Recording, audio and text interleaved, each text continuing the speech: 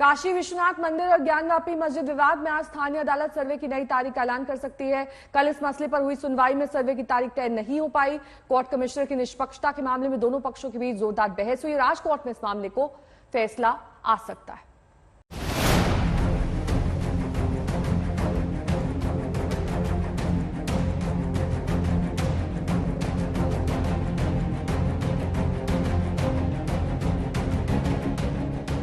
काशी में ज्ञानव्यापी पर गदर तो हो ही रहा था। मथुरा और आगरा में हलचल तेज हो गई। आज वाराणसी में श्रृंगार गौरी केस में सिविल जज की अदालत में सुनवाई हुई।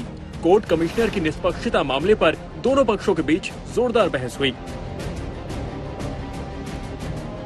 मुस्लिम पक्ष कोर्ट कमिश्नर बदलने की मांग पर अड़ा है, वहीं हिंदू पक्ष ने मस्जिद में सर्वे और वीडियोग्राफी कराने के लिए समक्ष अधिकारियों को आदेश देने की मांग की। कमिश्नर की तरफ से सुनवाई हो चुकी है, वकील कमिश्नर चेंज करने के बाबत सुनवाई हो चुकी है, लेकिन मात्र जो हमारे द्वारा प्रार्थना पत्र दिया गया, बाजीगढ़ द्वारा दिया गया है कि तहखाना खुलवाया जाए, ब्रैकेटिंग के अंदर घुसवाया जाए, यदि ताला बंद है तो ताला को तोड़वाया जाए और मेरी कमीशन गर्भगृह में ही कराया जाए, ब्रैकेटिंग के बाहर कराया जाए। इसके बाबत कोर्ट उनको आपत्ति उन्होंने देने के लिए समय मांगा है। वहीं इस पर सियासत भी चरम पर है। यूपी बीजेपी के फायर ब्रांड नेता और मेरठ के सरधना से पूर्व विधायक संगीत सोम का विवादित बयान सामने आया। सोम बोले, ज्ञानवापी का 2022 में 1992 जैसा हश्र होगा। जब अधिकारी कोर्ट के आदेश पे जो गए हैं, जब अंदर जाएंगे तो वो देखेंगे वहाँ तो स्वास्तिक बना हुआ है, वहाँ तो भगवान की मूर्ति लगी हुई है। आप जानते हैं कि जब बाहर लोगों को ये पता लगेगा तो क्या होगा, आप भी जानते हैं। जो 92 में हुआ वो 22 में होगा। उधर कृष्ण जन्मभूमि मामले में मथुरा कोर्ट में सुनवाई नहीं हो सकी। वादी महेंद्र प्रताप सिंह एडवोकेट और केशव देव बनाम शाही मस्जिद ईदगाह केस में सुनवाई होनी थी।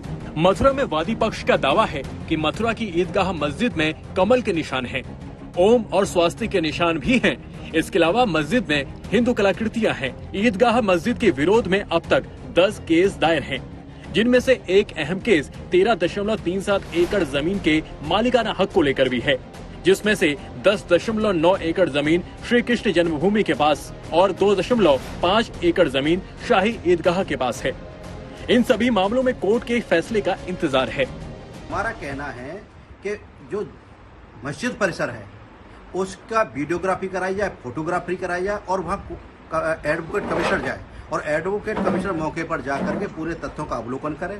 वहाँ जो जो हिंदू चिन्ह है, कमल है, गदा है, संघ है, ओम है, स्वास्तिक के चिन्ह है, उन सब का उसमें रिकॉर्ड आना चाहिए। और हम चाहते हैं न्यायालय के सामने ये सभी तथ्य प्रस्तुत होने चाहिए और जैसा कि काशी के मामले हुआ उसी तर्ज पर यहाँ भी आदेश होना चाहिए, ऐसा हम न्यायालय से निवेदन किया।